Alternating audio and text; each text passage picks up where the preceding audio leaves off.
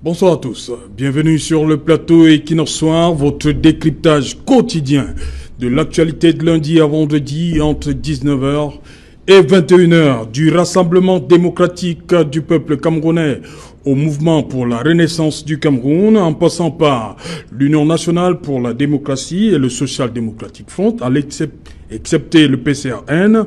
Les formations politiques en lice pour le double scrutin de février 2020 ont choisi les investitures comme mode de désignation de leurs plénipotentiaires. Le PCRN, pour sa part, choisit le consensus comme règle et les primaires comme l'exception. Ces méthodes ont pour but de retenir des hommes et des femmes capables, au-delà de tout, de faire gagner leurs différentes formations politiques. Au Rassemblement démocratique du peuple camerounais, si au niveau de ces élections, l'on dit vouloir mettre l'accent sur les jeunes et les femmes pour permettre l'émergence de nouvelles figures au détriment de certains classiques, on constate que ces directives sont diversement accueillies à l'intérieur du parti. Ces hommes et femmes investis par leur formation politique sont dans certains cas imposés par la hiérarchie. Tout à l'heure à 20h, c'est la grande édition d'information qui vous sera présentée par Nadine Yambo et tout de suite après c'est le débrief du journal. Madame, Monsieur, tout de suite et maintenant c'est le fait du jour.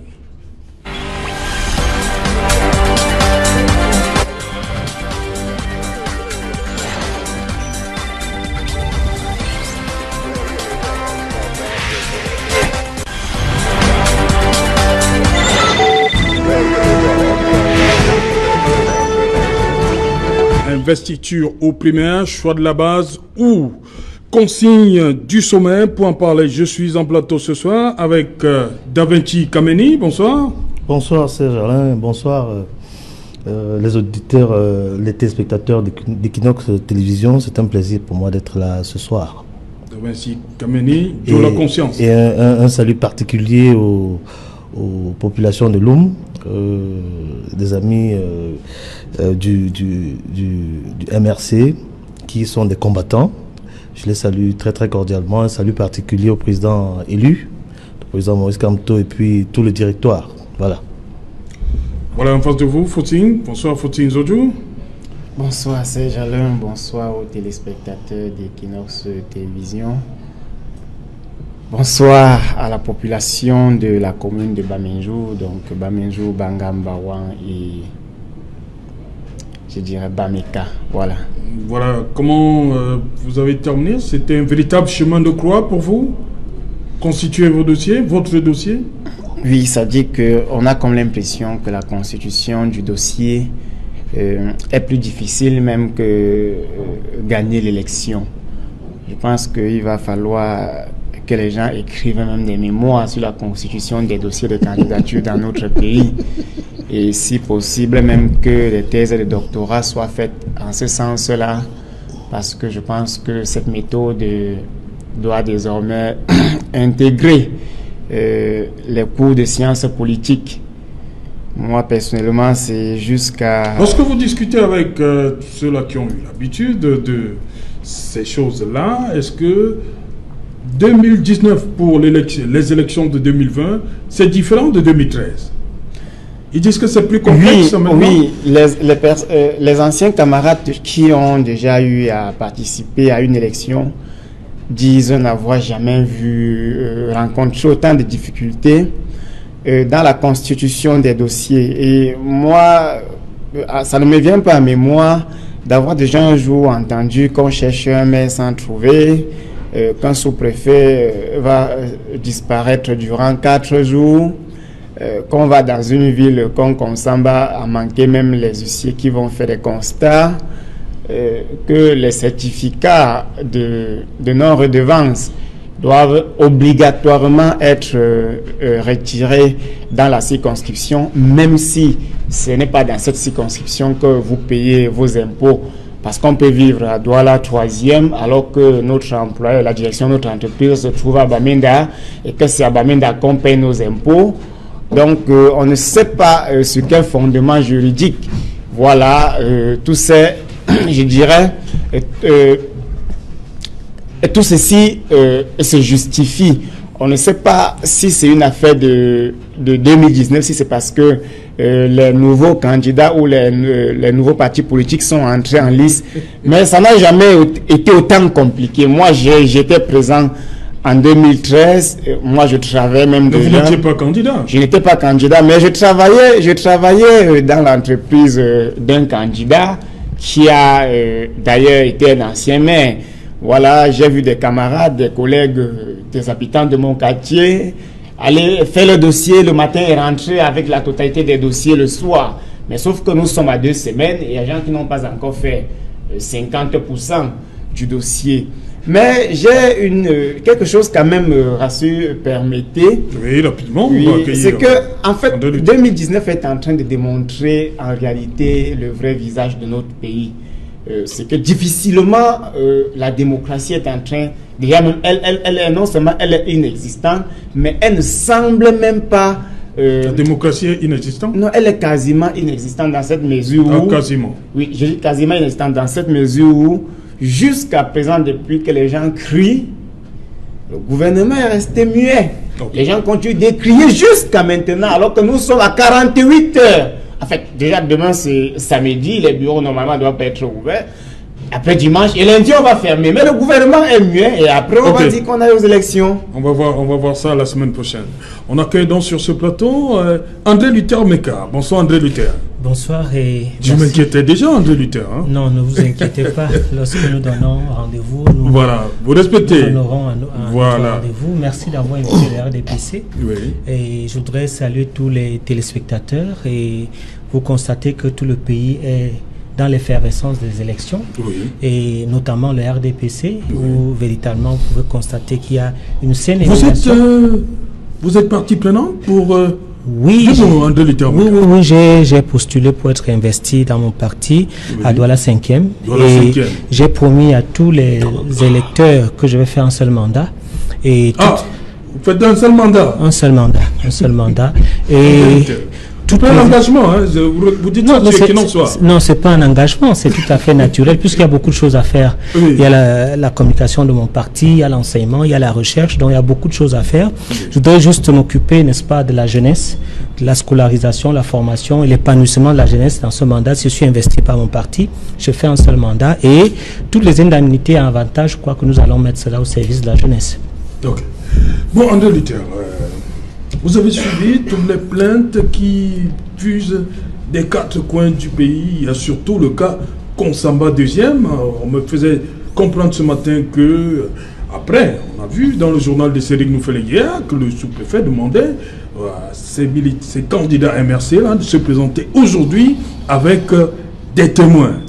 Ils se sont rendus là-bas en Konsamba 2e avec les témoins. Ils ne veulent toujours rien entendre. Disons que je ne suis pas là pour juger les autorités. Ce qui est sûr, c'est que lorsque les autorités prennent un certain nombre de décisions, c'est par rapport à des informations qu'ils reçoivent. Il y a une police administrative, il y a un certain nombre de données qu'ils reçoivent et qui leur permettent, n'est-ce pas, de demander un certain nombre d'informations aux Camerounais. Mais ce que j'ai constaté dans la République, c'est que je pense que les autorités délivrent les papiers, puisque moi-même, je suis dans le champ politique, j'ai rencontré beaucoup de... Mais il n'y a que les candidats MRC qui se plaignent. Comment comprendre ça? Disons que... Yaoundé 3, Yaoundé 4, on a vu Yaoundé 3 avec le professeur Alain Foguet. Yaoundé 3, il y a Konsamba 2e, on parle de qui aussi?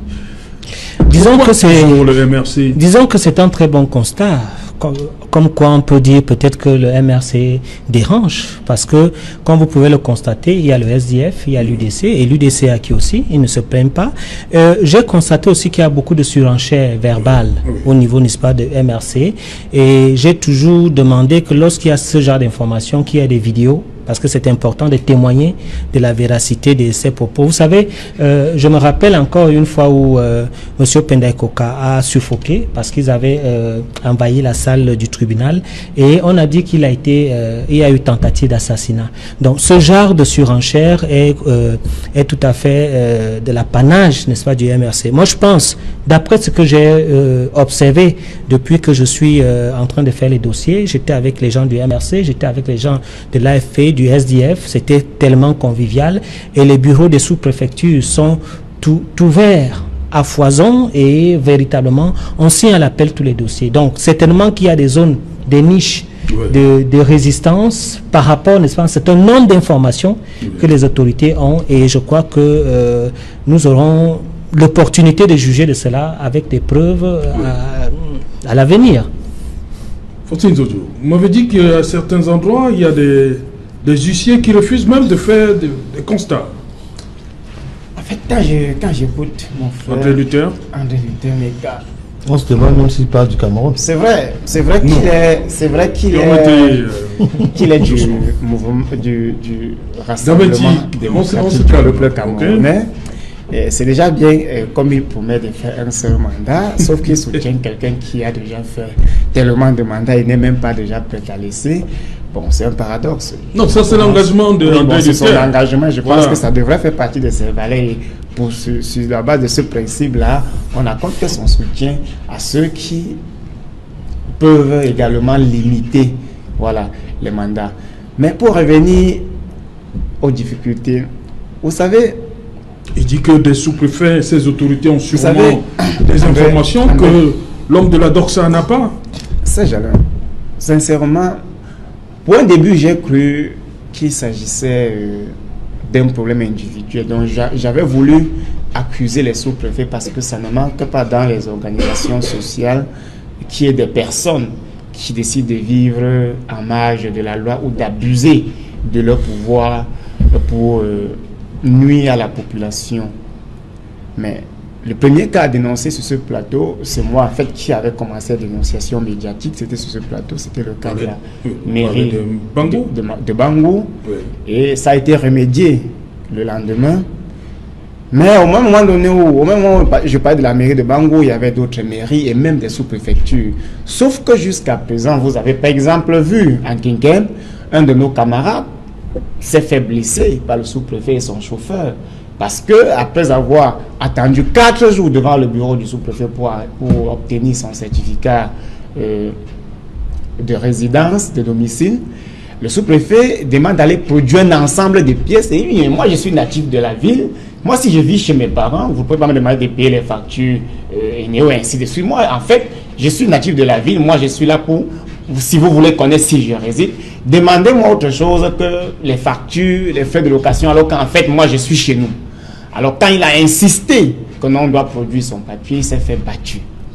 Alors, le problème est devenu systémique dans la maison. Est-ce que les autres candidatures MRC à Kekem ont eu les mêmes problèmes? Vous parlez de Ngakam. Oui. Est-ce que les autres ont eu les mêmes problèmes? Les autres candidats de ce côté-là, oui, certains n'ont pas eu de problèmes, oui, et d'autres ont eu des problèmes.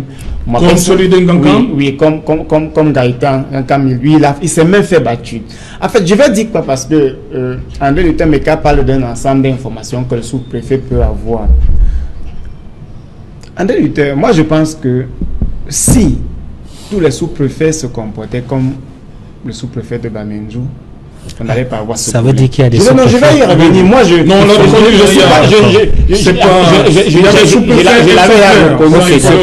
donc c'est des cas marginaux. Je dis que le problème devient systémique. Pourquoi? Systémique. Oui, le problème devient systémique parce que depuis qu'on dénonce, les médias dénoncent, les réseaux sociaux dénoncent, les gens en parlent, le gouvernement n'a pas réagi. Vous voyez le problème? Le gouvernement ne réagit pas. C'est ça qui rend le problème systémique. Donc on se pose la question, est-ce que si le reportage passe, parce que c'est pas seulement Equinox que j'ai vu le reportage, d'autres médias ont montré comment les Camerounais ont des difficultés à obtenir les dossiers, à établir les papiers, des simples choses qu'on aurait dû obtenir en se rendant dans une mairie. Alors je pense que le gouvernement devrait rapidement réagir et même ramener à l'ordre ces sous-préfets, ces maires qui ont confondu leurs fonctions au militantisme partisan et leur demander de respecter les principes de base de la République. Okay. Parce que si on recrute un sous-préfet, c'est pas pour qu'il demande à un militant, par exemple, vous pensez que le MRC va faire quoi? Alors qu'un sous-préfet pose de telles questions à un militant, je pense qu'il a perdu sa casquette de sous-préfet. Alors les autres partis ne rencontrent pas de problème. C'est la question qu'on se pose, parce que j'aurais voulu comprendre dans la foulée qu'il y a au moins un militant du RDPC qui dit aussi, moi je n'ai pas pu obtenir tel papier. Mais comment expliquer qu'à Yaoundé 4, le professeur Alain Fouguet en pleine journée est obligé de bloquer les portes Yaoundé 3, de bloquer les portes de la mairie. Nous avons vu en Konsamba où les gens... C'est une tentative de déstabilisation, sûrement. Les gens avec des haut-parleurs crient, établissez-nous les papiers. Ah oui. Moi je pense que dans un pays sérieux, le ministre de l'administration devrait rapidement monter au chrono et inviter même ce sous-préfet et ces maires-là très rapidement dans son bureau pour leur dire, nous sortons d'un contentieux électoral en 2018, il ne faudrait pas que nous exposons aux yeux du monde que la médiocrité gouvernementale est née chez nous et que la fonction publique doit être de temps en temps substituée par le militantisme. Le RDPC n'est pas un parti État. Un sous-préfet reste un sous-préfet et il n'est pas sous-préfet d'un parti politique. Merci. Donc le problème devient systémique. Moi je vais finir rapidement. Moi je veux, parce que demain c'est samedi. Demain c'est samedi. Certaines personnes peuvent digérer le fait qu'ils n'ont pas pu obtenir le papier. Heureusement que j'ai fini par obtenir les miens parce que je n'allais jamais digérer. Ah bon, vous avez obtenu? Non, moi je le dis, j'ai fini par obtenir les miens. Mais finalement, il n'y a que des exceptions alors. Ouais.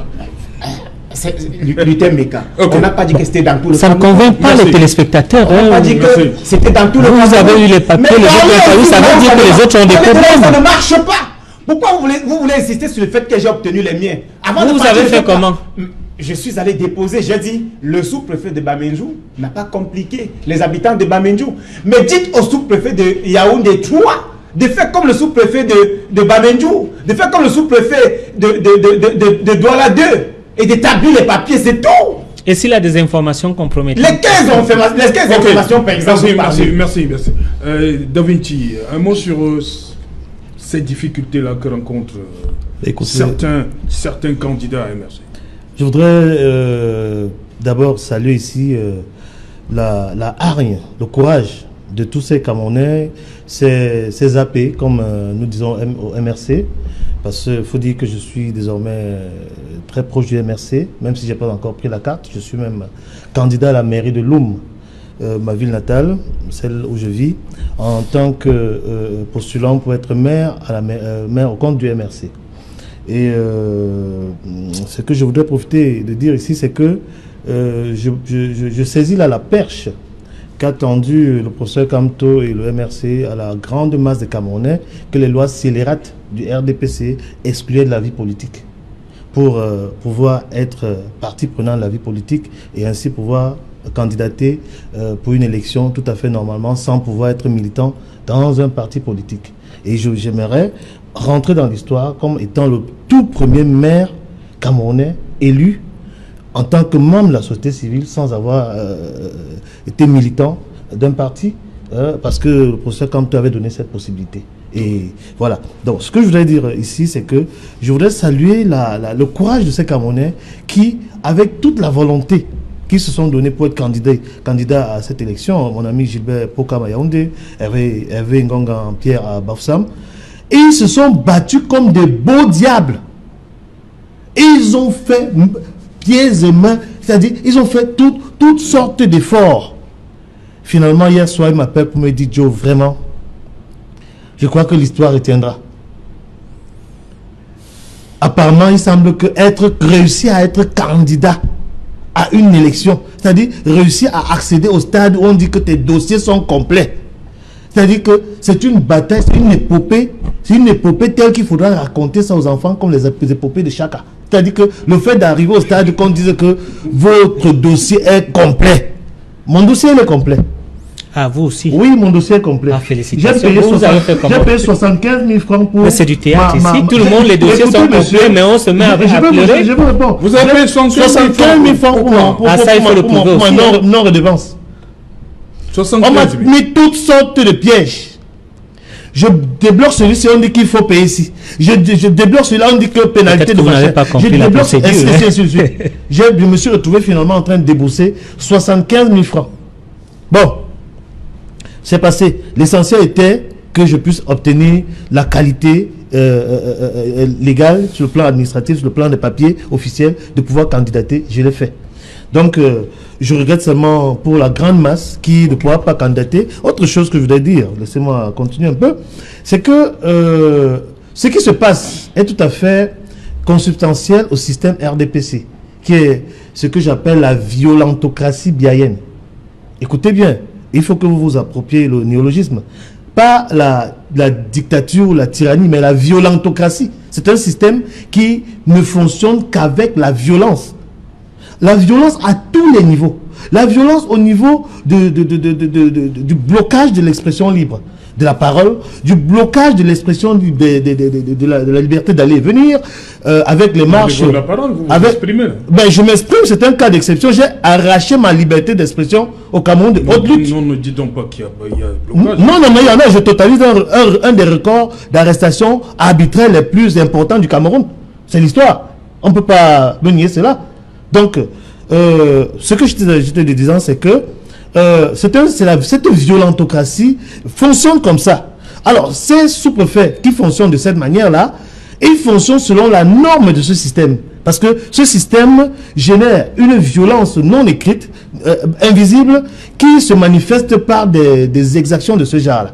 Alors, le sous-préfet, je ne sais pas s'il faut finalement apprécier mon sous-préfet de Loum. J'ai peur de l'apprécier. Parce que il a été génial, mon sous-préfet. Il n'y a pas eu de problème à Loum.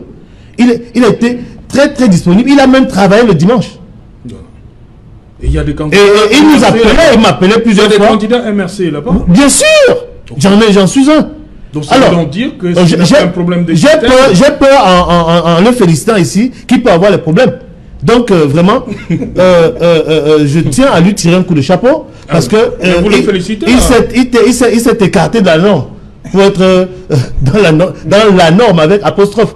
Donc ce système fonctionne de cette manière. Écoutez ce qui s'est passé avec les arrestations massives dans le MRC.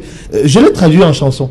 Hein? Je vais vous la chanter, ça donne ceci. On vole ta chose, tu revendiques. Mais le voleur plus fâché que le propriétaire de la chose volée utilise également son armée pour te tabasser, utilise la justice pour te condamner. Je vous en prie. Les Camerounais doivent se réveiller, combattre contre la liberté. Voilà. L'investiture, les investitures comme mode de désignation, est-ce que c'est juste et impartial? Oui, je voudrais quand même vous dire d'être un peu sérieux quand vous invitez des Camerounais, parce que je commence à croire que nous sommes dans une émission de lamentation et de comédie. Parce que pour la première fois, je constate... C'est vous le comédien, monsieur Mikel. Pour la première fois, je constate d'abord qu'il y a deux MRC sur le plateau. Et puis vous occupez toutes les télévisions du Cameroun. Et il y a un artiste... Et il y a un artiste qui n'est pas... Il y a Maître Apollin, nous attendons Maître Apollin qui n'a pas Apollin, qui n'est pas loin de votre bord. Non, ce que je veux dire, c'est qu'il est important d'avoir quand même des invités qui ont, n'est-ce pas, l'allure sérieuse, parce qu'il y a ce qu'on appelle le délit faciès, hein?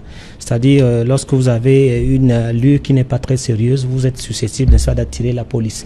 Bon, ce que je veux dire, c'est que vous constatez pour la plupart que les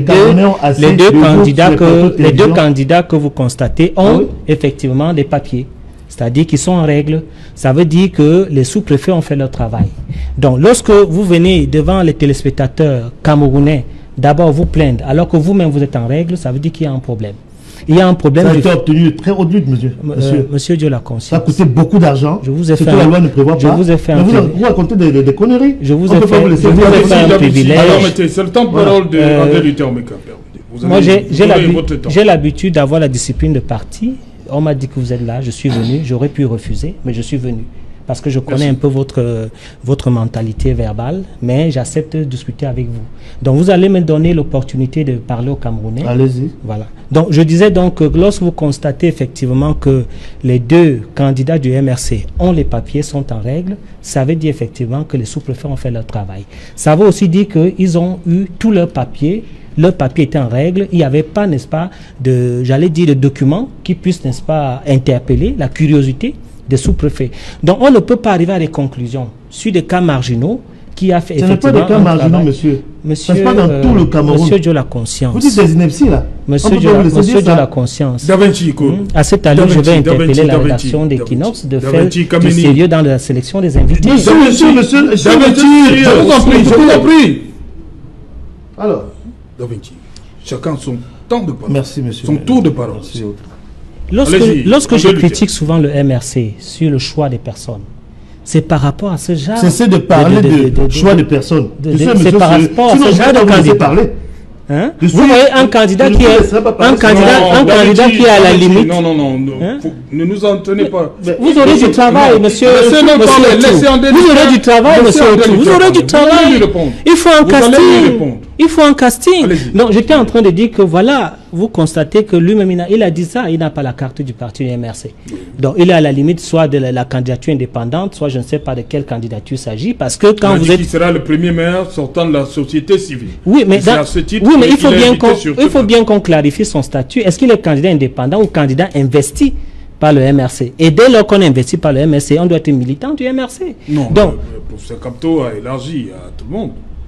Bon, s'il a élargi donc à tout le monde, il faut bien qu'il y ait un casting, parce que lorsque vous constatez monsieur Dieu la conscience, qui notamment doit être aussi poli, il doit avoir une certaine allure, il devrait quand même être sérieux parce qu'il veut être maire. Donc, ce que je voudrais dire, c'est qu'il y a un travail qui est fait, notamment par les sous-préfets, je l'ai dit à l'entame de l'émission, et ce travail est un travail de longue haleine.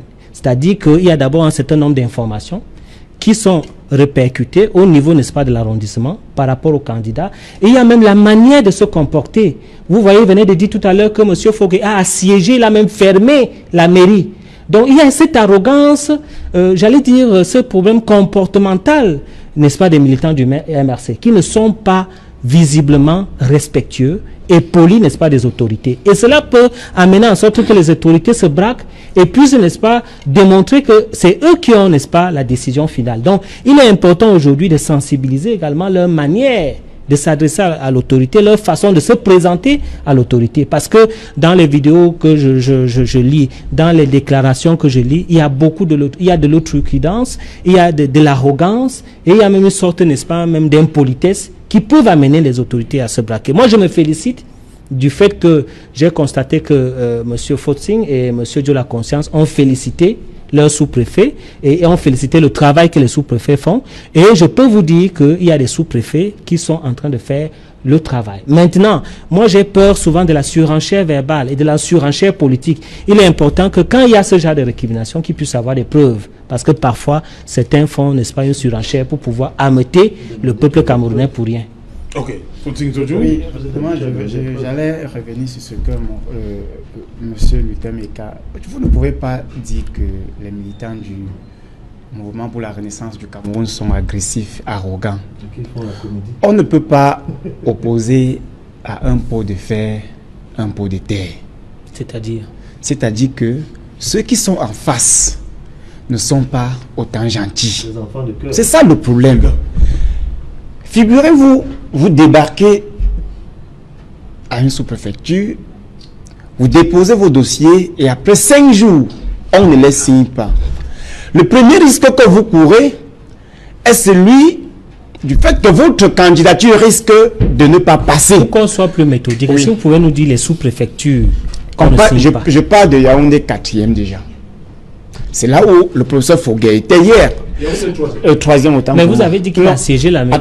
Attendez, je n'ai pas dit que c'est vous qui utilisez le mot assiégé. C'est votre propre mot. Je n'ai pas prononcé ce mot sur le plateau et vous ne pouvez pas me le prêter. J'ai dit qu'il est obligé de fermer les portes. Il était obligé de s'y rendre et de dire que le sous-préfet doit signer ces documents. C'est parce que vous avez dit. Voilà. Bon. Alors, pourquoi est-ce qu'il le fait? Comment est-ce que le sous-préfet, en tant qu'administrateur civil, chef de terre, peut amener un responsable d'un parti politique à venir dans son unité de commandement, même ne serait-ce que faire un bruit? Pourquoi ne pas régler le problème? Pourquoi en Consamba, les gens doivent utiliser les haut-parleurs, monsieur Lutemeka? À un moment donné, je me dis que nous devons aimer le Cameroun et même polir son image. Quand j'ai vu les images de Consamba, une seule chose est venue dans ma tête. Est-ce que ce sous-préfet est conscient de son acte? Parce que les militants de 9h jusqu'à 16h sont en train de crier avec les mains levées, signez nos documents. Seulement à cause des cris, le sous-préfet devrait signer les documents. Maintenant, quand vous dites avoir les informations sur des militants, je ne sais pas de quelle information il s'agit. Par exemple, quand on demande un certificat de nom de domicile, par exemple, oui. Je ne sais pas, puisque si vous êtes voleur, ce n'est pas le sous-préfet. Le sous-préfet ne vous refuse pas le certificat. Si vous êtes condamné, c'est le tribunal, c'est le procureur qui ne vous délivre pas un bulletin numéro 3 du casier judiciaire. Le rôle du sous-préfet est de se rassurer et que l'usager habite dans sa circonscription et d'établir les certificats. Maintenant, quand vous parlez des informations, ça veut dire peut-être qu'il boit de l'alcool, peut-être il habite avec sa maman, peut-être, je ne sais pas. Il s'agit exactement de quelle information? Vous parlez de quelle information? Maintenant, dire que nous avons obtenu nos papiers et que les autres, sûrement, se seraient mal comportés. Mais ce n'est pas parce que je n'ai pas eu de problème que le problème n'existe pas. Il y a les cas espèces sur la table. Actuellement, on parle de Kiossi, où jusqu'à cette heure où nous parlons, les gens ne parviennent pas à établir les papiers. Or, le dépôt des candidatures sera fermé lundi à minuit. Comment est-ce que ces personnes vont faire? Est-ce que le fait qu'ils vont faire constater l'acte par voie d'huissier va venir annuler le scrutin? Vont-ils attendre 5 ans plus tard? Et entre-temps, est-ce que le procès va aboutir? À un moment donné, ne créons pas les problèmes de demain alors que les problèmes d'hier ne sont pas encore résolus. Les problèmes d'hier sont encore sur la table. Ne créons pas les problèmes de demain. Certes, il y a des sous-préfets qu'on peut apprécier. J'ai pris le cas de celui de Bamendu, j'ai pris le cas de celui de Douala II. Peut-être beaucoup d'autres sous-préfets qu'on peut apprécier. Mais ça n'enlève rien sur le fait qu'il y a d'autres sous-préfets que le ministre de l'administration devrait déjà les interpeller. Si à jamais ce problème n'est pas systémique, pourquoi le gouvernement reste muet? Pourquoi dans certaines mairies le maire disparaît? Parce que pour avoir un excès d'acte de naissance, normalement ça ne prend pas 10 minutes. C'est juste déposer ton acte, on va chercher, on va fouiller les souches, et puis on vous le délivre. Il n'y a pas de frais, il n'y a pas de débat, il n'y a rien à faire là-dessus. Mais comment ça peut prendre 4 jours? Pourquoi 4 jours? Est-ce que la mairie n'a pas de personnel au service d'état civil? Est-ce que le maire ne sait pas que les gens ont affaire? Mais ce qui est curieux, c'est que tous ces maires qui posent ces actes sont alors les maires du Rassemblement pour la Rassemblement démocratique du peuple camerounais. C'est ce qui est curieux. Parce que j'aurais voulu peut-être que dans une commune où c'est le SDF qui gère, qu'on me dise que le maire SDF a disparu. Il y a des sous-préfectures où on nous dit un sous-préfet en congé. Alors qu'il venait d'être installé, il est déjà en congé depuis 4 jours. Des maires où le maire disparaît avec ses adjoints. J'aimerais que vous dites que ce n'est pas bon. Dire que ce n'est pas bon ne voudrait pas dire que vous accompagnez le MRC. Ça voudrait dire que vous dénoncez des actes qui ne sont pas bons pour l'image de notre République. 5 minutes plus 5 minutes, ça fait 10 minutes. Non, je vous ai posé une question en 2 Luther. Je vous en prie, je vous ai posé une question en 2 Luther. Oui. Est-ce que l'investiture, oui, est-ce que c'est un mode de choix juste et impartial? Oui, c'est une... Vous avez vécu ça dans votre formation politique, le RDPC? C'est une très bonne question et c'est une question qui mérite la réflexion. Parce que la maturité politique est en marche au Cameroun. La maturité politique est un processus. Les primaires, en fait, c'est la base qui doit choisir. C'est qu'un idiot peut arriver au pouvoir par le fait qu'il soit célèbre et populaire. Et c'est pour ça que les investitures, en fait, c'est que le parti doit investir ceux qui ont des états de service, ceux qui ont de l'expérience, parce que quand ils reviennent, n'est-ce pas, dans le choix des hommes. Et c'est pour ça que j'ai toujours planché vers les investitures, parce que ça permet au moins au parti de donner les meilleurs candidats au peuple qui n'est pas souvent bien aguerri, qui n'a pas souvent toutes les informations des uns et des autres, et de pouvoir, n'est-ce pas, canaliser, n'est-ce pas, les candidats et les meilleurs candidats. Voilà comme ça. Oui, investiture, c'est mieux? Oui, les investitures... le parti choisisse qui? doit défendre ses couleurs. Les investitures, quand elles sont faites, sont des interférences venues d'ailleurs, comme dans le parti des voleurs de la République, là, à côté de moi. Ils ont un langage... Vous n'avez pas qualité. Sur très haute instruction. Sur très, très haute instruction.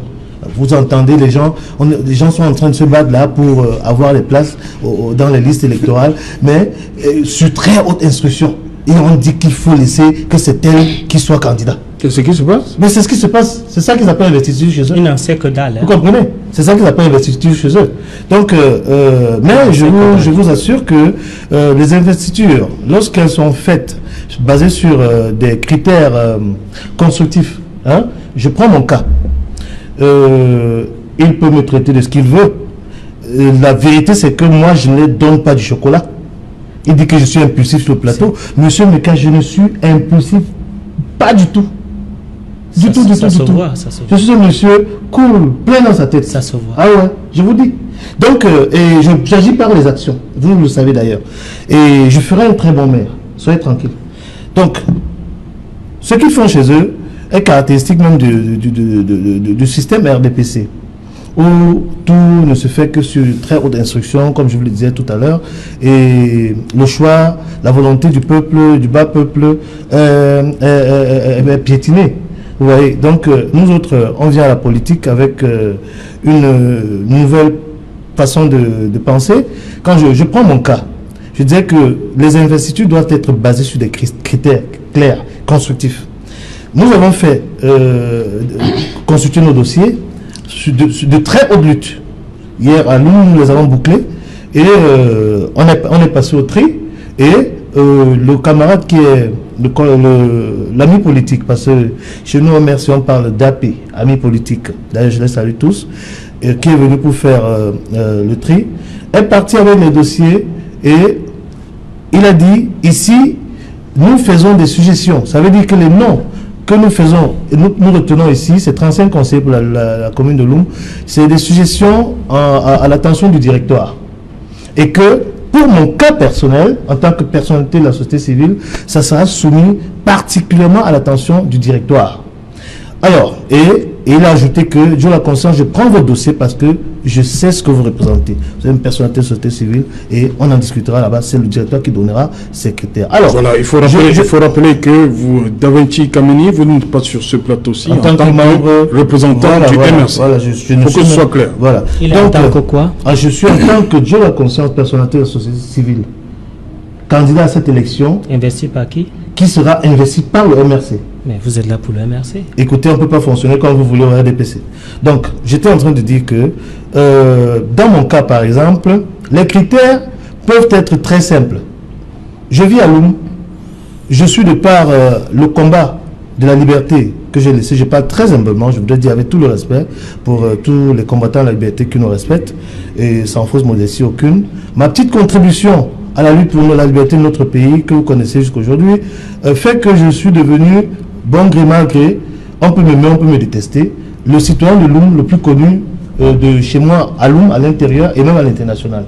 Donc, je jouis d'une popularité assez positive aux yeux des populations, dont je défends les causes tous les jours.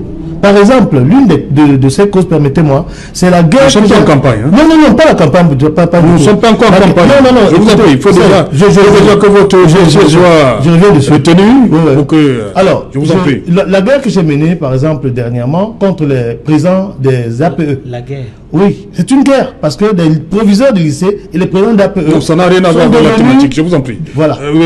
Faustine Zodjou, donc ces investitures, c'est un modèle à apprécier par rapport au primaire. Vous n'êtes pas d'accord avec André Luther Meka? Moi, à titre personnel, oui, je suis un démocrate.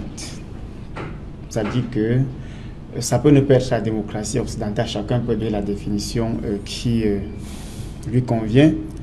Mais moi, je pense à un moment donné que ceux qui dirigent doivent jouir d'une certaine légitimité. Effectivement. Est-ce que c'est ce qui se passe pour ce cas-ci au MRC? Moi, j'aurais voulu. Okay. Moi, vous savez, Serge Alain, je ne fais pas des partis politiques une religion. Ça dit, Moi, j'essaie de dire non quand je ne suis pas d'accord. Je dis encore et j'insiste, si mon avis comptait sur le choix des candidats, j'allais demander qu'on aille au primaire. Oui. Alors, si on estime, comme le dit André Luther Meka, que lors des primaires, et ce qu'il dit est très pertinent, on peut avoir des générations spontanées ou des personnes immatures sans expérience, mais qui jouissent d'une très forte popularité. Ou des fous même. Hein, et qui s'improvisent comme ça et obtient les voix. On peut investir des fous qui obtient les voix chez vous. Je vous en prie, c'est d'université. Mais j'aurais voulu que si on a peur d'avoir de telles personnes et que le directoire essaie de faire une sélection de 3, 4, 5 personnes qu'il estime être capable d'obtenir un mandat et de mener à bien ce mandat, mais qu'on laisse la base porter son choix. Je le dis pourquoi? Je le dis parce que le système que nous critiquons actuellement au Cameroun... Est-ce que la base a fait son choix au MRC?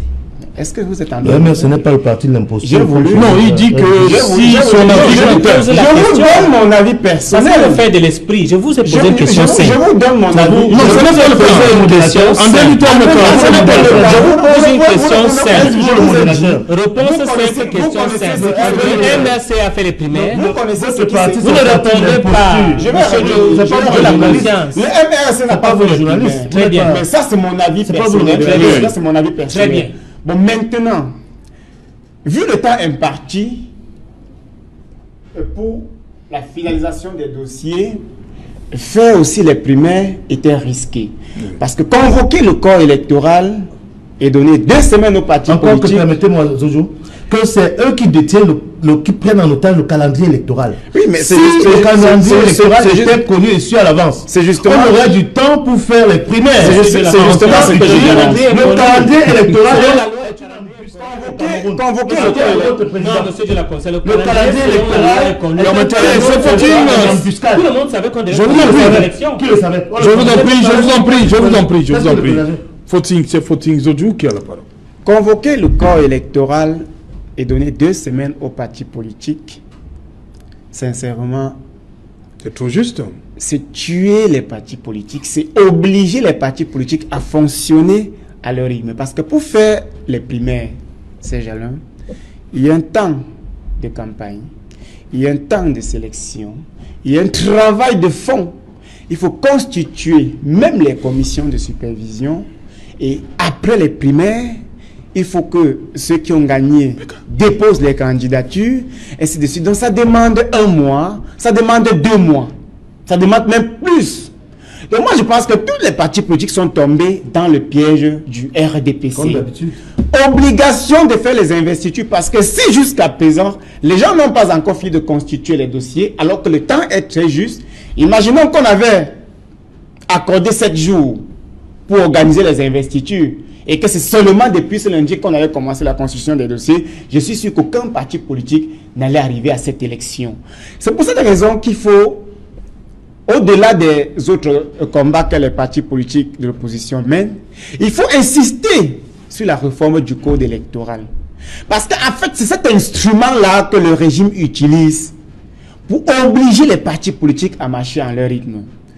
Est-ce que là c'est plus possible? Oui, ça dit que, vous savez, nous avons refusé la politique de la chaise vide. Oui. On aurait dû, même comme les autres ont estimé, ne pas aller à cette élection. Mais il y a des gens à qui il ne faut pas donner des leçons. Certains spécialistes estiment que le retrait de l'opposition devrait être une leçon ou un message à l'endroit du gouvernement. Mais ce gouvernement est sourd. C'est-à-dire qu'on ne fait pas une leçon de conscience à quelqu'un qui ne jouit pas, ou du moins qui ne fait pas preuve de jouissance d'une conscience. C'est pour cette raison que on acceptait aller aux élections malgré les irrégularités, malgré les pièges, mais personnellement, les investitures constituent un piège. Personnellement. Maintenant, la manière d'organiser les primaires peut changer. On peut aller sur la base des expériences, des travaux, des activités accomplies sur le terrain, de la popularité. En fait, c'est un ensemble d'éléments. On sélectionne les candidats, on propose aux militants de base et on demande aux militants de base de choisir entre 3, 4, 5 personnes. Parce que le pied des investitures, et là il faut le dire, parce que nous ne luttons pas seulement pour 2019, le peuple a beaucoup d'autres échéances électorales à participer et la politique ne s'arrêtera pas sur le RDPC, les MRC, les partis d'aujourd'hui. Le pied des investitures, c'est que nous sommes une nation où le népotisme a intégré les mentalités. Le favoritisme a intégré les mentalités. Il est très difficile que lors des investitures, les gens qui jouissent d'un très grand lobby au sein du parti et qui ont déposé les candidatures, il est très difficile pour eux d'être recalés pour prendre des personnes qui jouissent d'une légitimité. C'est ça le pied des investitures. Et les investitures ont aussi ceci de néfaste, c'est qu'après les investitures, il y a beaucoup de personnes qui entrent en colère, il y a des gens qui font des dénonciations, il y a des gens qui ne sont pas satisfaits, alors qu'on aurait dû même les envoyer primés et qu'on les batte plutôt par là-bas. C'est pour cette raison qu'à chaque fois qu'on publie la liste, vous voyez, j'ai même vu une autre, pour parler même du cas du Rassemblement démocratique du peuple camerounais, et j'ai vu une autre qui circule tout à l'heure, où un ensemble de militants d'une circonscription veut démissionner, parce qu'ils estiment que ceux qui ont été investis, ils ne se reconnaissent pas en cette personne-là. Et je pense que cela risque... C'est la dictature du sommet. Du sommet. Sur la base. Et cette dictature-là, c'est ce que moi, Fautine, personnellement, je combats. Que ce soit dans mon parti politique, que ce soit dans la société camerounaise, à chaque fois qu'on veut trouver des dirigeants, il va falloir qu'on prenne des personnes qui jugent d'une certaine légitimité. Oui, mais je voudrais ajouter à votre sens. En 2 termes, dictature du sommet sur la base, mais le en imposant... Dans le RDPC, c'est un système hybride. Parce qu'il y a également les primaires. Qu'est-ce qui s'est passé? Ce qui s'est passé, c'est le scrutin des listes. C'est-à-dire que les militants avaient le choix de faire des listes. Et après les listes, il y a ce qu'on a appelé la méthode consensuelle. C'est-à-dire qu'on a essayé de fusionner les listes avec les candidats et on a pu, n'est-ce pas, permettre à ce qu'il y ait, n'est-ce pas, une élection au sein, n'est-ce pas, des militants pour pouvoir fusionner les listes. Ça, on appelle ça les primaires. Ça se passe partout. Voilà. Partout, c'est comme ça. Je suis donc en train de vous informer que ça se passe comme ça au RDPC. Donc, ce n'est pas les investitures stricto sensu. C'est effectivement les primaires, mais en prenant compte, n'est-ce pas, de ceux qui ont eu des états de service assez aguerris, qui sont chevronnés et qui peuvent mieux représenter le parti. Et c'est eux qui sont tête de liste. Donc, ce n'est pas les investitures à proprement parler de façon stricte. Ok. Voilà, on va donc observer notre première pause. Le temps d'aller rencontrer Nadine Yambou pour le journal de 20h. Bonsoir Nadine, au menu ce soir du 20h. Bonsoir Stéphane Autou et bonsoir également à vos invités. Ce soir, nous reviendrons sur les travaux du sommet extraordinaire des chefs d'État de la SEMA qui se sont achevés ce vendredi à Yaoundé. 16 résolutions ont été adoptées par les 6 chefs d'État de la sous-région et malgré les multiples défis qui freinent la stabilité des objectifs de la SEMA, les dirigeants ont réaffirmé leur volonté d'avoir une monnaie forte et stable et souhaitent également que la libre circulation soit effective dans la sous-région Afrique centrale. Les grands axes sont à suivre au journal de 20h sur Equinox Télévision. Et quelles sont les places réservées aux personnes vivant avec un handicap lors de la confection des listes de candidatures pour les municipales de 2020 au Cameroun? La question se pose au moment où le seul handicapé, Amuyo Musala, la liste a d'ailleurs été recalée, provoquant ainsi un grabuge. Ce dernier dénonce les magouilles, ainsi visant donc à bafouer la circulaire du chef de l'État, Paul Biya. Nous irons également voir le quotidien des sinistrés de la catastrophe de Ngouaché dans la région de l'Ouest Cameroun, plusieurs jours après le drame. Ces populations donc attendent toujours d'être recasées, tel qu'annoncé par les pouvoirs publics. C'est Jeanne Autou. Voilà, c'est dans la fin de cette première partie. Equinox Soir, on se retrouve tout de suite après le journal de Nadine Yambou pour Equinox Soir, deuxième partie. Ce sera le temps du débrief, toujours en compagnie de nos invités. Place tout de suite, madame, monsieur, à la pause journal. Le journal de 20h avec Nadine Yambou. Equinox Soir sur ce cas qui nous vient de Meyo Messala, ce militant RDPC mis de côté par la commission de supervision des sélections des candidats RDPC pour les les élections de février 2020. Et aussi, nous avons sur ce plateau Fotsing Zodjou, il va nous dire, on va revenir sur cette plantation, cette exploitation qui a été détruite du côté de l'ouest Cameroun pour comprendre ces deux versions qui s'affrontent. Nadine Yambou.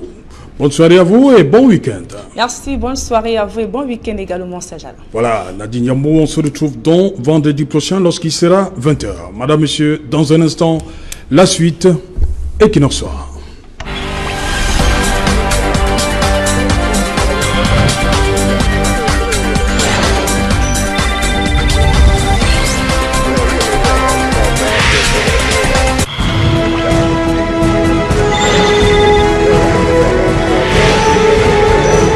Retour sur le plateau qui n'en soit, toujours en compagnie de André Luther Meka, Davinci Kameni, Joe la Conscience et Fotsing Zodjou. Il faut le préciser, madame, monsieur, que nous avons invité ici, sur ce plateau, deux représentants de deux formations politiques, à savoir André Luther Meka pour le Rassemblement démocratique du peuple camerounais et Fotsing Zodjou du Mouvement pour la Renaissance du Cameroun. À côté d'eux, deux membres de la société civile.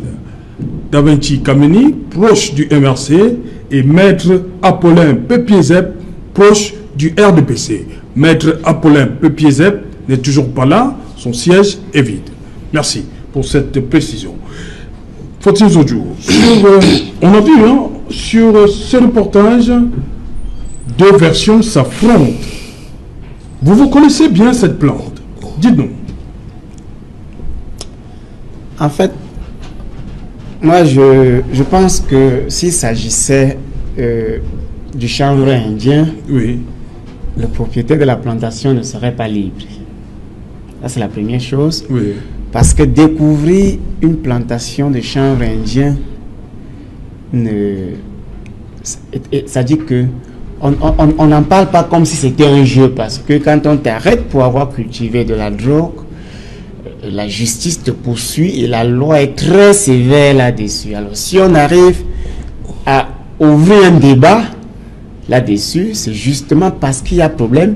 Et je ne pense pas que les autorités peuvent confondre un champ de chanvre indien, parce que je me dis que la gendarmerie est assez fournie, assez formée pour constater très rapidement les différents types de drogue. Voilà.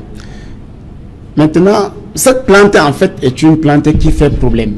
Oui. C'est une plante qui fait problème parce que si on entre dans la géostratégie pharmaceutique, on va se rendre compte que cette plantation n'est pas la première du genre à être détruite. Déjà que on a eu un Africain, un Congolais de la RDC qui avait fait une thèse sur cette plante et avait démontré scientifiquement que cette plante était préventive et curative pour le paludisme. Voilà. Et elle a été directement cultivée par beaucoup d'autres acteurs qui estiment que le paludisme étant un vrai souci de santé sur notre continent, pourrait désormais avoir sa solution à la portée de main. Alors, un pays comme le Tchad, par exemple, avait engagé sa distribution et un communiqué du gouvernement tchadien qui date de maximum un mois, qui circulait où le gouvernement interdisait la vente de cette plante, estimant qu'elle était dangereuse pour la santé. Pourtant, au Congo, il y a une femme, elle est française, elle est directrice d'une entreprise qui s'appelle la Maison de l'Artémisia au Congo-Brazzaville. Et elle distribue depuis, je pense, 2013, cette plante sur le sol congolais, tout en vantant ses vertus et ses solutions contre le paludisme. Alors, au vu de tout ceci, il y a une véritable guerre géostratégique actuellement qui se mène, qui se fait contre cette plante. Parce que, vous savez, ces jalons, au-delà de tout ce qu'on peut dire sur le plan politique, la vérité est que l'économie est un monde plus compliqué que la politique. Il y a un certain président français, François Hollande, qui disait, il y a un homme qui pilote toutes les politiques, cet homme ne parle pas, on ne le voit jamais, il s'agit de la finance internationale. Et c'est cette question de finance qui a valu sa tête à la tête de la France. Et justement, il avait été remplacé par un homme qui est proche de la finance. Ça fait que Emmanuel Macron. Ça fait que cette plante est un obstacle pour les firmes pharmaceutiques. C'est ça la vérité. Parce que cette plante, je la connais. Moi, je l'ai. Je l'ai derrière chez moi à Bamendjou. Ah, vous avez je l'ai derrière chez moi. Ouais, ici, ils peuvent aller à Bamendjou détruire ça dans mon champ. Moi, je n'ai aucun problème. Je l'ai derrière. Subir le même sort que lui, là. Je dis. Vous n'allez pas participer aux élections. Je l'ai derrière. Non, bon, les élections, c'est pas la fin de ma carrière. Moi, je pense qu'il y a beaucoup de gens. Et même pour le paludisme. Et si le peuple Bamendjou a besoin de vous. Oui, justement, ils ont aussi besoin de moi pour leurs soins de santé. Oui. Moi, je ne pense pas que l'Artémisia soit la seule et unique plante médicinale qu'on peut interdire, parce qu'il y a des plantes même sur le marché qui se vendent partout, qu'on devrait normalement interdire. Est-ce que ça ressemble au chanvre indien? Ça ne ressemble pas au chanvre indien. Ça ne ressemble pas au chanvre indien. Une raison est quand même mercantile. Et même si ça ressemblait au chanvre indien, moi je pense que lorsqu'on découvre un champ de chanvre indien, la première chose à faire, c'est de mener une étude au laboratoire. Et après l'étude, on procède d'abord à l'arrestation du propriétaire du champ. Sauf que nous sommes dans un contexte où, au même moment donné qu'on est en train de détruire le champ, les caméras sont là, le propriétaire est en train de discuter avec les autorités. Ça veut dire que la vérité sur les faits n'est même pas déjà établie. Ah oui. Et d'un côté à l'autre, les gens sont en train de douter de quoi il s'agit exactement. Alors, on parle de deux versions. Lui, il dit que c'est une plante médicinale, comme vous dites. Là-bas, les autorités disent que c'est du chanvre. Oui, mais ces gens-là, dites-moi, puisque moi, je connais la loi sur les drogues. Moi, j'ai vu des gens, quand j'étais tout petit, qui ont été arrêtés pour la distribution de la drogue. Combien de fois ceux qui cultivent? Puis dans d'autres pays, on cultive le cannabis et bien d'autres. Mais chez nous, c'est interdit.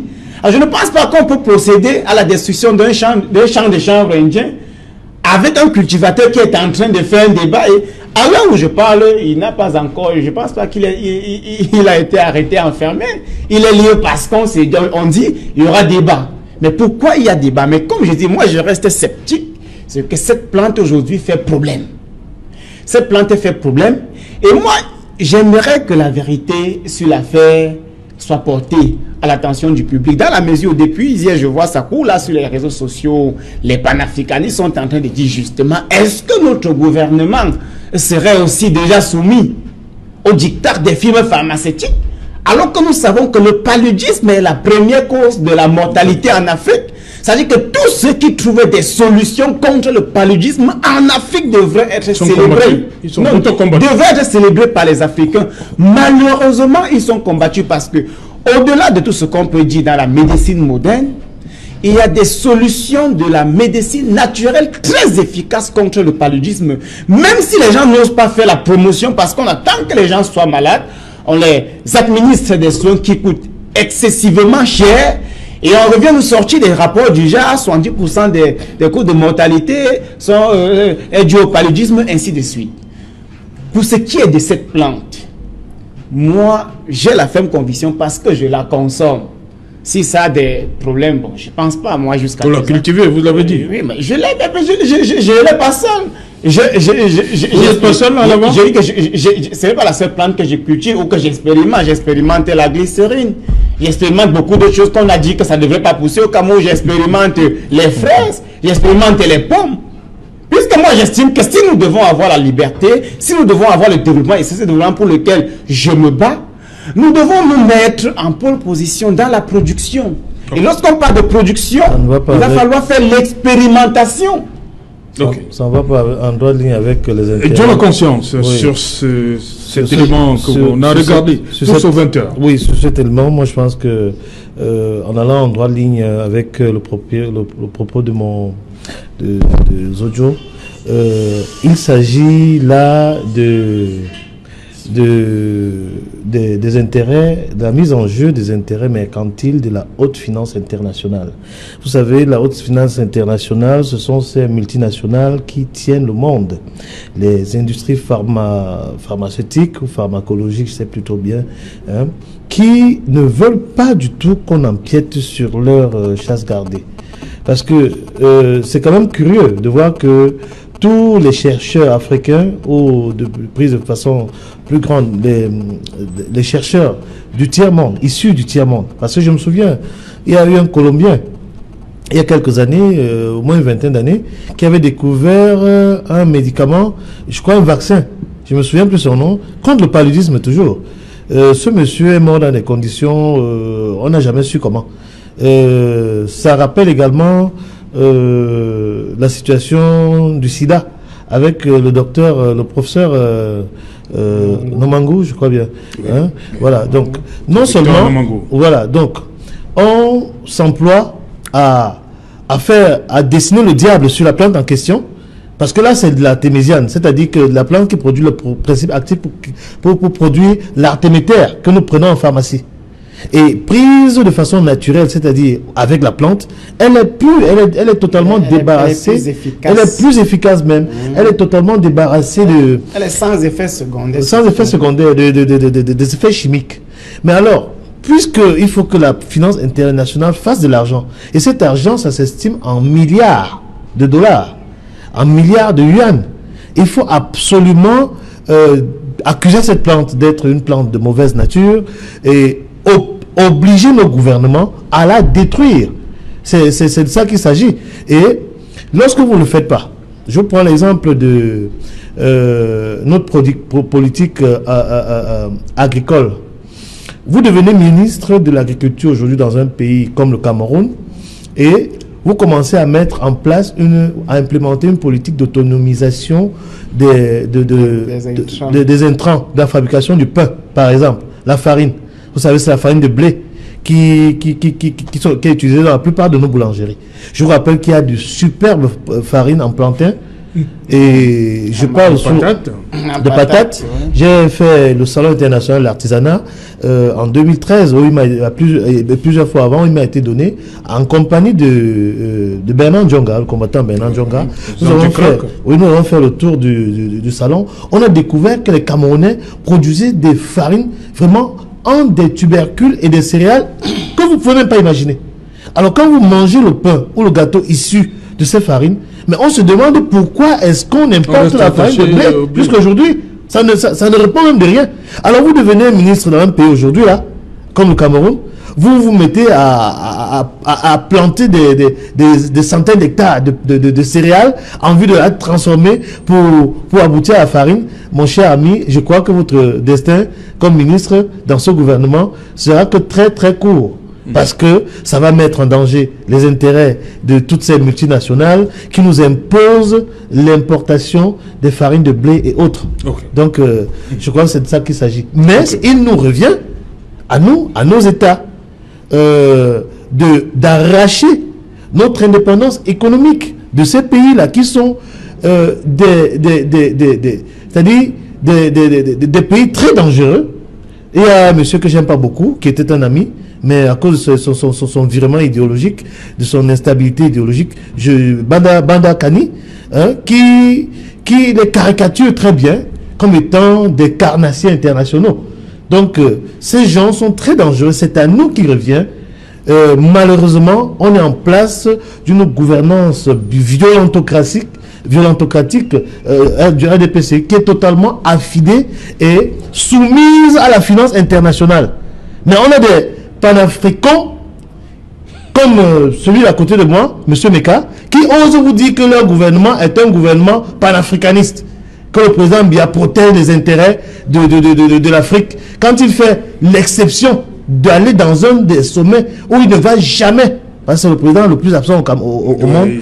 Ils disent que on va pas tout mêler. Bon, donc, restons. Je sors pour dire que vraiment, nous devons d'abord arracher. Merci. Nous devons arracher notre indépendance économique, prenant le pouvoir. Que vous pouvez supporter qu'il fasse pareil avec vous. Mais il a fait. Il m'a porté le propre plusieurs fois. Je veux qu'on reste poli sur Bon. Merci. André Luther Meka, sur cette, vous avez suivi ce reportage aussi, hein, ces deux versions qui s'affrontent finalement. On a suivi le propriétaire de l'exploitation agricole, il dit pour lui c'est une plante médicinale qu'il exploite, mais pour l'autorité c'est pas ça. Non, mais je crois qu'il faut faire confiance à l'autorité qui a toute l'expertise nécessaire pour pouvoir démystifier, pour pouvoir, n'est-ce pas, qualifier la plante. On ne va pas croire que l'autorité a fait une descente pour rien. On ne peut pas croire que l'autorité a fait une descente pour rien et que l'autorité marche sans des experts. Parce que je crois qu'il y a des experts herboristes qui savent, n'est-ce pas, la qualité des herbes. Donc je suis aussi très agréable. Faut-il dire qu'ils connaissent cette herbe et que ça n'a rien à voir avec... Je suis très agréablement surpris de constater qu'il y a un plaidoyer pro-domo du cannabis sur ce plateau et que la plupart, n'est-ce pas, des intervenants de ce plateau sont en train de faire un plaidoyer pro-domo. Ben vous le laissez continuer à m'insulter, M. Otto. Non, je vous insulte pas. C'est pas vous, c'est pas vous. Je vous insulte pas. Il a dit tout à l'heure que j'étais faux. Non. Il continue à lire. Il continue dans le même sillage. Je vous en prie, Davanti Kameni, restons. Il ne parle pas de vous. C'est par discipline du parti que je suis venu parce que je connais un peu son allure mentale.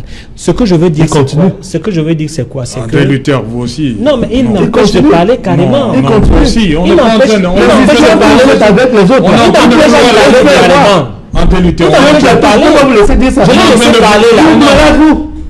André Luther. Vous, universitaire de Caniveau. Je dis que vous êtes plus en santé que moi, mais ça ne va pas là. Calme donc. Voilà. Calme. Arrêtez ça, monsieur.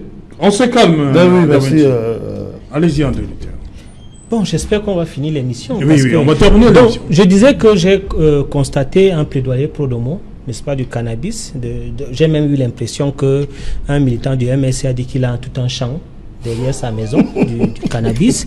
Donc, nous en prenons acte. Et ça nous permet, n'est-ce pas, de revenir vers le passé et de se poser des questions sur les attitudes, n'est-ce pas, des militants du MRC. C'est très grave ce qui vient de se passer sur ce plateau où le militant du MRC dit qu'il a tout un champ. Et vous avez laissé passer ça. Vous avez laissé passer cela. Donc, moi, je suis un légaliste. Donc, pour vous, c'est du cannabis. C'est du cannabis. Mais les autorités ne sont pas des enfants de quelle base scientifique? Ils savent très bien de quelle herbe il s'agit. De thèses s'affrontent. Il ne peut y avoir de quelle base scientifique? Pourquoi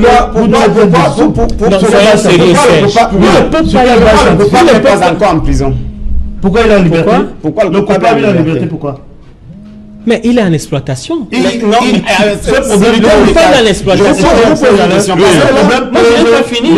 problème pose pas de Permettez qu'il termine.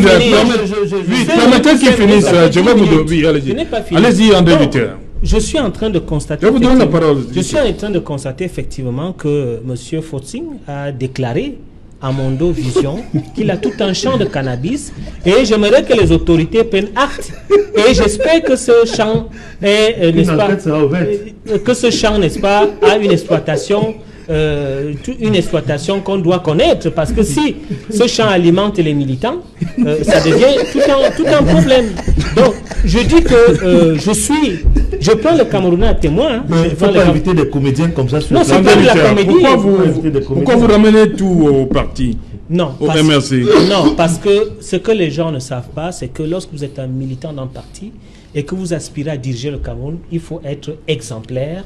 Il faut être une référence. Je ne peux pas être sur un plateau et qu'un militant du MSC dit à Mondo Vision qu'il a un champ de cannabis et que vous laissez passer cela.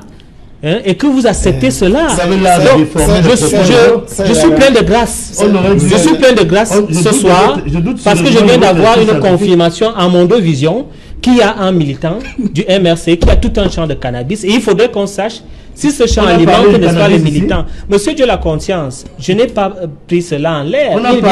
Il vient d'affirmer qu'il a tout un champ. Et il a dit qu'il a même d'autres champs qu'il expérimente, qui donnent des effets psychodrops, psychédéliques. C'est interdit chez vous. Vous avez tué André Luther, est-ce que faut-il m'empêche de parler? Vous avez assez parlé. Est-ce que faut-il en parler du cannabis? Vous allez réagir. Alors tout ce qui de quel type de champ? Puisqu'il a dit qu'il ne s'en cache pas. On n'a jamais parlé du cannabis, monsieur. On a parlé de la plante qui produit l'artémisine, qui est utilisée dans l'artémisine. Ce sont des plantes qui ont des effets psychotropiques. Je crois que vous êtes universitaire. Moi, je dis il s'agit là du cannabis. Je dis et là, vraiment, vous n'avez pas qualité à c'est la démocratie qui vous met là. Vous ne pouvez pas discuter avec moi. C'est pas vrai. Je vous en prie. C'est la démocratie qui vous amène là. Sinon, vous ne pouvez pas discuter avec moi. Votre premier livre. Soyez sérieux. Et je demande au MRC de nous envoyer des candidats sérieux. Allez, écrivez votre première publication. Faut-il revient sur la plante. Vous dites que c'est pas du cannabis. Le thème est sincèrement, je doute fort de par votre posture intellectuelle que vous assistez non, à... précisez-nous de quel champ il s'agit. Que vous assistez à un déni de compréhension. Une déformation. J'ai dit ceci. Je connais la plante. C'est quelle plante? Et cette plante, elle n'est pas la seule plante médicinale qui se cultive au Cameroun. C'est ce que j'ai dit. Et j'ai dit que cette plante, le concerné dit qu'il s'agit de l'artémisia. Non, vous avez dit que vous avez un champ. Et si c'est ça. Et c'est du cannabis, ce qu'on a montré à la télé là. C'est du cannabis. Sur quelle base vous le déclarez, vous le dites? Mais je fais confiance aux autorités qui ont voulu cela. Le TMK a dit que... Il y a la police scientifique qui allait faire les enquêtes. Bien sûr. Oh, vous étiez là? Cette police est formée. Hein. Ah, elle est formée. Elle est bien formée. Dans nos bureaux d'enquête. Mais je suis plein de grâce ce soir. Les militants du MSC ont, n'est-ce pas, dit solennellement qu'ils ont des champs de cannabis. C'est tout. Vous dites que vous êtes candidat pour la 5e. Vraiment. Vous êtes candidat et c'est comme ça que vous réagissez sur le plateau. Mais vous l'avez pas dit. Je vais revenir sur ce que j'ai dit parce que c'est important. J'ai dit ceci. Je connais comment la loi camerounaise punit la distribution de la drogue. Combien de fois la culture de la drogue? La consommation. Je doute fort que si on constate dans ce pays un champ, un hectare de chanvre indien, l'auteur, le propriétaire de ce champ sera en liberté encore en train de faire parce qu'il y a un débat qui est ouvert sur la qualité de la plante. Et j'ai dit, pour retorquer, nous sommes sur le même plateau. Je connais la plante parce que cette plante a une histoire. Elle a une histoire parce que... Mais de quelle plante parlez-vous? Donnez le nom de la plante. Le monsieur vous a dit que la plante c'est de l'artémisia. Et je vous ai répondu, mais vous avez dit tout à l'heure que la police ne se trompe pas. Ça veut dire que si la police arrive dans votre quartier, que vous êtes à quoi, la police vous fait savoir que vous êtes comme ça à Yassa, vous allez dire que la police ne se trompe pas. Je dis ceci, chers compatriotes. L'artémisia est une plante qui est en train d'être combattue. Je le dis en tant que patriote et panafricain. En tant que chercheur. Ça me dérange parce que le monsieur vous explique qu'en fait, parmi les médicaments que vous achetez dans les pharmacies, les molécules qui sont utilisées proviennent de cette plante. Il a quelle formation pour expliquer? Est-ce que vous avez posé la question à savoir qui il était? Il est passé dans une faculté alors, de médecine. Je vous pose un autre problème. Il est passé dans une faculté de médecine. Je vous pose quelle capacité? C'est du cannabis, c'est tout. Je vous pose un autre. Vous avez tué ce pays. Vous avez vraiment... Je crois qu'un des problèmes, un des chantiers les plus grands que nous aurons quand nous prendrons le pouvoir dans ce pays, c'est cultivant le cannabis, c'est venir faire un peu l'université de ce genre d'universitaire. C'est une plante qui est une drogue. Par décret. C'est une plante qui est une drogue. C'est vous qui donnez ce nom.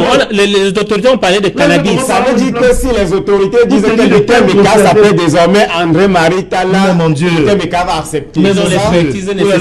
Mais ça veut dire que si désormais on dit que vous vous appelez Fautine Zonzou,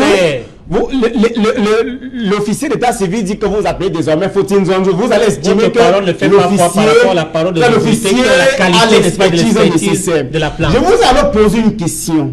Pourquoi l'auteur de cette plantation n'est pas encore en prison? Répondez à la question. Répondez à la question parce que j'ai vu des gens qui ont été arrêtés pour consommation de drogue.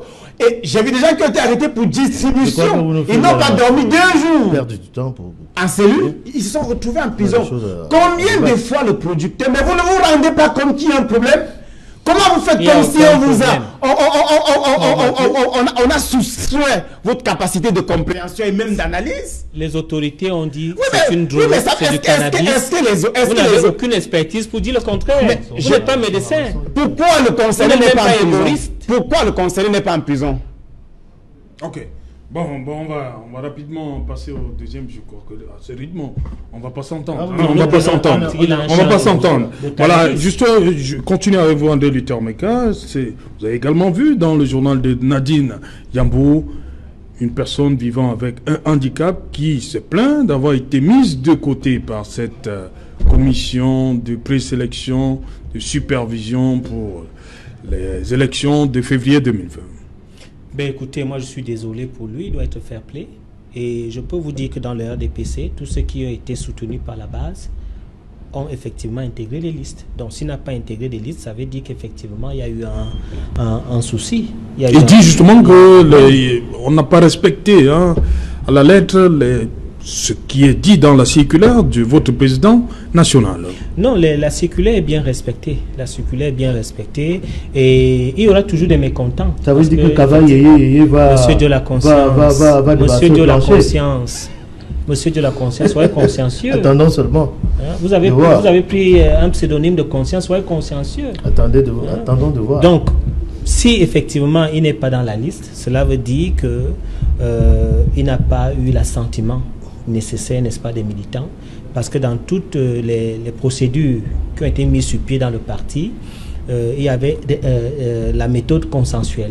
Et dans cette méthode consensuelle, on intégrait, n'est-ce pas, tout ce qui était soutenu par les militants dans les listes. Donc, il y aura pratiquement ce genre de déclaration parce que tout le monde ne pourra pas être dans des listes. C'est vrai qu'il était handicapé et qu'il était important qu'on puisse, n'est-ce pas, considérer cela, mais dès lors qu'il y a eu un certain nombre de critères, parce qu'au-delà, n'est-ce pas, de ce qu'il dit, il est clair de voir si tout le dossier était en forme, si effectivement il était dans une liste, parce que tout cela, même le journaliste devait présenter ça. Est-ce que tous les dossiers étaient en forme? Il devait présenter ses dossiers, il devait également présenter s'il était dans une liste et qui n'a pas été intégré dans la liste. Donc il peut y avoir des cavaliers solitaires qui effectivement... Et ne pas s'accrocher seulement sur l'handicap, on va le dire. Non. Est-ce que tous les éléments du dossier, comme vous dites, est-ce qu'il a respecté tous les autres éléments? L'handicap pour moi n'est pas un problème parce qu'on doit prendre en considération l'handicap. Mais est-ce que les dossiers, les dossiers étaient complets? Est-ce qu'il a respecté la procédure? Est-ce qu'il était dans une liste consensuelle? Tout cela est à vérifier. Donc pour moi, je crois que c'est un cas isolé. Je suis vraiment désolé pour ce camarade. Je compatis. Mais effectivement, à un certain moment, quand on n'intègre pas une liste et qu'il y a eu un travail méthodique, on doit être fair play. Ok. Davinci Kameni, face à cette situation, même comme c'est un militant du RDPC, restons sur l'humain, handicap. Moi je pense qu'il se plaint. Je suis surpris de rien du tout venant de ce parti dangereux. Parce que c'est un machin, c'est même pas un parti politique. Non. Non, mais je le dis, j'assume ce que je dis. Non. Donc, vous n'allez pas le dire sur ce plateau. Je vous en prie. Ok. Bon, soyons... Donc, leur méthode, c'est ça. C'est plutôt le contraire qui devrait vous surprendre. Oui. Que la respectabilité des normes, des pourcentages... Parce qu'il se plaint justement que ce que le président national a prescrit n'a pas été respecté. Je crois qu'il y a une loi qui réaffirme le respect des minorités, des handicapés et ainsi de suite dans ce pays. Et puis le genre. Et je crois que pour les femmes, c'est 30% de femmes dans toutes les assemblées, ainsi de suite. Donc, que ce monsieur, un handicapé comme ça, ait constitué son dossier. Et puis je crois que le problème n'a pas été présenté sous forme de dossier mal constitué. Je sais pas pourquoi son camarade ici veut nous faire... Ils sont toujours spécialistes de plonger les gens dans des conjectures stériles et miasmatiques qui ne nous font pas avancer. Miasmatique, donc, ça veut dire quoi ça? Vraiment... c'est ce soir là. Donc, je pense que le RDPC ne peut prendre que de conneries comme ça là. Et ce monsieur, il ferait mieux de rallier le parti qui est devenu la véritable force agissante de l'opposition camerounaise, le MRC. Je crois qu'il y a un bureau de MRC juste à côté de chez lui. Et il devrait le faire comme moi je l'ai fait. Donc c'est tout ce que je peux dire. Président Zodjo, la place des personnes vivant avec un handicap dans le MRC. Je veux dire rapidement qu'il y a un problème dans notre pays, c'est que les handicapés malheureusement ne sont pas respectés dans notre société. Là c'est un fait. Moi, une des choses que moi j'aimerais, s'il n'y a jamais ce régime change, c'est que les personnes qui ont des difficultés de mobilité soient prises en compte. Moi, j'ai difficilement supporté de voir dans un arrêt bus un handicapé tenter de discuter la place avec des personnes qui ont... C'est-à-dire que ça me dérange de savoir que je suis en train de courir pour entrer dans un bus et qu'il y a quelqu'un tout juste derrière moi qui ne peut pas courir. Alors, les intégrer dans les listes des conseillers municipaux, les mettre au Parlement, permet de donner beaucoup plus d'espoir à ceux qui sont derrière. C'est important, même dans notre parti, c'est vrai que rarement... Depuis que je travaille, j'ai vu des handicapés dans le parti. Mais si, moi je pense que si des personnes handicapées entrent dans le parti, il est important que ces personnes soient portées là où on décide. Et le fait qu'ils sont souvent recalés vient même de l'attitude, de l'esprit même que nous avons vis-à-vis de ces personnes. Le regard même qu'on pose sur ces personnes. Je pense que c'est un problème global et non même pas seulement un problème du RDPC. C'est-à-dire que même le peuple de base, que ce soit au quartier, que ce soit à l'école, ces personnes ne sont pas justement valorisées ou du moins considérées comme des personnes à part entière. Voilà, merci Faustine Zodou d'être passé une fois de plus ce soir. Merci Luther Meka dit que nous cultivons du cannabis. À défaut d'avoir des arguments, il commence à faire Merci Davinci Kameni. Merci. Merci Serge Alain. Avant de partir, ce que je voudrais dire, c'est que l'un des grands chantiers que nous aurons une fois qu'on prendra le pouvoir, c'est vraiment, ça sera de restructurer l'école camerounaise afin de la débarrasser de tous ces diplômés qui n'ont aucune valeur, tout comme mon voisin d'à côté, et qui pullule sur les plateaux de télévision tous les jours et raconte les inepties aux Camerounais. André Luther Meka, merci d'être venu. Je vous remercie. J'implore les leaders politiques à choisir les vraies personnes pour représenter les Camerounais. Notamment à Loum, il faudrait des gens sérieux. Et j'irai visiter le champ de cannabis de M. Faustine. Et peut-être que je serai aussi édifié de la typologie des plantes médicinales. Voilà, madame. Nous avons invité, nous au RDPC, nous sommes sérieux et nous ne faisons pas des champs de cannabis. Nous avons des candidats valables. Et je crois qu'à Loum, vous allez voir le candidat du RDPC, ce sera quelqu'un de normal. Ok. Madame, monsieur, nous sommes donc arrivés au terme de cette édition Equinox Soir. Bonsoir, hôpital central de Yaoundé.